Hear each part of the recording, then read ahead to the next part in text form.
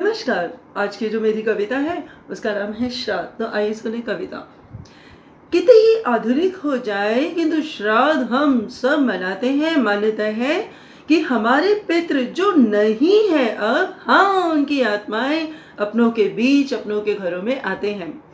सनातन धर्म में जातियां जितनी भी हो, अंत में सब गंगा में जा समाते हैं। और हाँ, मृत्यु के पश्चात भी आत्मा नहीं मरती, ये श्राद्ध हमें दर्शाते हैं। आत्मा ऊर्जा है, बिन मात्र शक्ति देह है तो केवल आत्मा से। ये हम सब समझ ना पाते हैं। जन्म मृत्यु जरा व्याधि उत्पत्ति देहांत वृद्धावस्था रोग केवल देह को सताते हैं। मान्यता है कि श्राद्ध के दिनों में हमारे पितृ यमलोक से धरती पर आते हैं। पिंडदान तर्पण दान से तृप्त होकर और अपने वंशजों को आशीर्वाद दे वापस लौट जाते हैं। किंतु क्या है श्राद्ध? सर्वप्रथम किसने किया? इतनी मान्यता ही क्यों है कि वेद पुराण भी श्राद्ध की महिमा गाते हैं। सर्वप्रथम श्राद्ध त्रेता युग, फिर द्वापर युग में भी। आओ श्राद्ध का महत्व और कथा जान जाते हैं। तो श्राद्ध अर्थात श्रद्धा प्रत्येक वर्ष भाद्रपद की शुक्ल पक्ष की पूर्णिमा से लेकर आश्विन कृष्ण पक्ष की अमावस्या तक मनाए जाते हैं।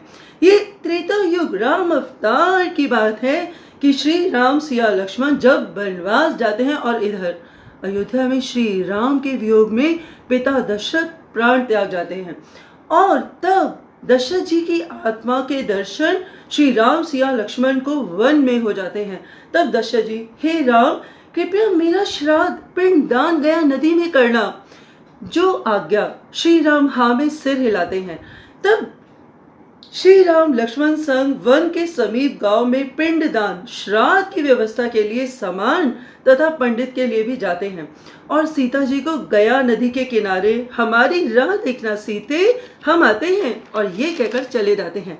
तब दशरथ जी की आत्मा, हाय कहीं सांझ न ढल जाए, बेटी सीता मेरा पिंडदान तू कर दे। दशरथ गुहार लगाते हैं। किंतु हे तात, ये पिंडदान या श्राद्ध क्या है, मुझे समझ न आते हैं। पुत्री सीता, मृतक के निमित्त चावल या जौ के आटे के गोलाकृति को पिंड कहते हैं। श्रद्धा भाव से अन्य पदार्थों संग गया नदी में पितरों का दान 3 पिंड अर्पित करने को पिंड दान कहते हैं। ये हृदय के 3 भाग से 3 पिंड पितरों की को देह प्रदान कर जाते हैं। गया नदी में किया पिंड दान आत्मा को गति मोक्ष दे जाते हैं। पुत्री सिया, कहीं सूर्यास्त न हो जाए, मेरा पिंड दान करो। पुत्री दशरथ सिया को गुहार लगाते हैं। हे तात, चावल या जौ का आटा नहीं, पिंड कैसे बनाऊं? सिया के नैन भर आते हैं। पुत्री, सूर्य ढलने को है, बालू से 3 पिंड बना, श्रद्धा से मेरे निमित्त गया नदी में बहा। दशरथ के स्वर भर जाते हैं। जी हाँ, पवित्र गया नदी में पिंडदान से दशरथ जी मोक्ष प्रदान कर जाते हैं। किंतु गया नदी ही क्यों? श्राद्ध की इतनी मान्यता क्यों कि इसमें पिंडदान पितरों को तृप्त कर जाते हैं? आओ ये जान जाते हैं। भारत के बिहार में स्थित गया नदी को पितृ तीर्थ मोक्ष स्थली भी कहते हैं। गया जी को श्री विष्णु की नगरी कहते हैं। यहाँ विष्णु जी पितृ देवता के रूप में विराजते हैं। विष्णु पुराण के अनुसार असुर कुल में जन्मे गए में असुर वृत्ति न थी। गयासुर श्री विष्णु के परम भक्त कहते हैं। दैत्य गयासुर प्रतिक्षण निरंतर मौन में भी श्री हरि का नाम उठते बैठते हरि कीर्तन हरि भक्ति में लीन हो जाते हैं। गयासुर कोलांगल पर्वत पर कठिन तपस्या हजारों वर्ष श्वास रोक कर तप कर जाते हैं। किंतु ये क्या, गयासुर के श्वास रोकने से संसार शुद्ध हो जाता है? देवी देवता तुरंत भगवान ब्रह्मा और महेश की शरण में जाते हैं। फिर पुनः ब्रह्मा जी और महेश देवी देवताओं समेत श्री विष्णु की शरण में जाते हैं। तब ब्रह्मा विष्णु महेश गयासुर के समक्ष जाते हैं। संतुष्ट हैं हम तुम्हारी भक्ति से, जो मांगो सो वर दे जाते हैं। तब गयासुर, हे प्रभु, मेरी इच्छा है कि मैं सभी देव द्विज यज्ञ तीर्थ ऋषि योगियों से बढ़कर पवित्र हो जाऊं। श्री विष्णु आशीर्वाद में तथास्तु बुलाते हैं। तो इस तरह गयासुर की पवित्र देह को स्पर्श मात्र से पापियों के पाप भी तर जाते हैं। किंतु तब यमराज श्री विष्णु से कहते हैं कि स्पर्श मात्र से यदि पाप धुलेंगे तो पाप और बढ़ जाएंगे, पापियों को नरक का डर ही नहीं रहेगा। ये वचन मुझे ना भाते हैं। तब ब्रह्मा जी भी यमराज की हाँ में हाँ मिलाते हैं। कर्म फल के विधान तो आवश्यक है प्रभु। ब्रह्मा जी तब युक्ति लगाते हैं। ब्रह्मा विष्णु महेश देवी देवता गयासुर के समक्ष जाते हैं। हे गयासुर सुनो, जो जन्मा है उसकी मृत्यु तो निश्चित है। हम तुम्हें अमर कर जाते हैं। अमर कैसे प्रभु? गया सुनो, हमारे द्वारा यज्ञ आयोजन तुम्हारी पवित्र देह पर। वाह प्रभु। गया जी सहर्ष स्वीकार जाते हैं। देह नश्वर है ऐसा कहकर गयासुर कोलाहल पर्वत पर यज्ञ के लिए समर्पण कर जाते हैं। तब श्री विष्णु, हे गया धन्य हो तुम, तुम्हारा ये देह त्याग तीर्थ स्थल गया जी कहलाएगा। यहाँ के श्राद्ध से पितृ मोक्ष पा जाएगा। कोलाहल पर्वत पर गया शीर पर्वत की जो भी परिक्रमा और फल्गु नदी में स्नान कर जाएंगे, जाने अनजाने कर्मों से मुक्ति पाएंगे। तो श्राद्ध अर्थात श्रद्धा भाद्रपद पूर्णिमा से कृष्ण पक्ष अमावस्या 16 दिनों को पितृपक्ष कहाया जाता है। मान्यता है कि हमारे पूर्वज जो नहीं है अब अपनों के परिवार में आशीर्वाद देने आते हैं।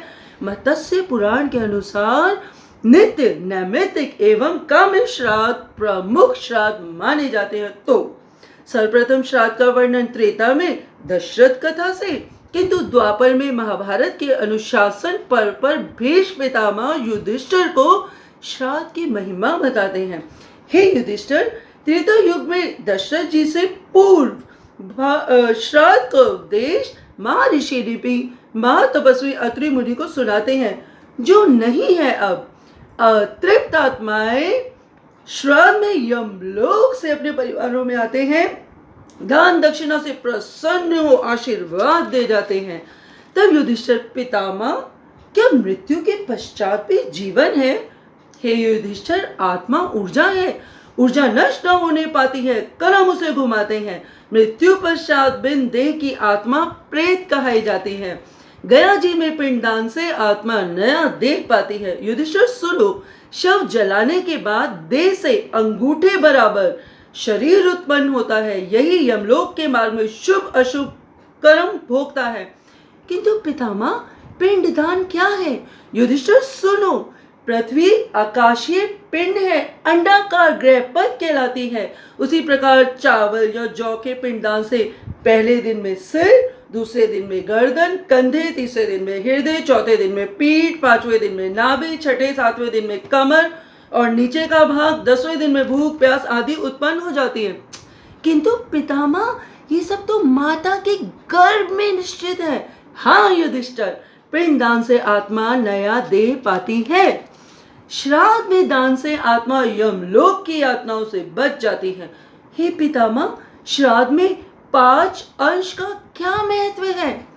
गाय, कुत्ता, चींटी, कौवा और देवता को भोजन का भोग क्यों लगाया जाता है? हे युधिष्ठिर, मनुष्य पंच तत्व के पुतले कहते हैं।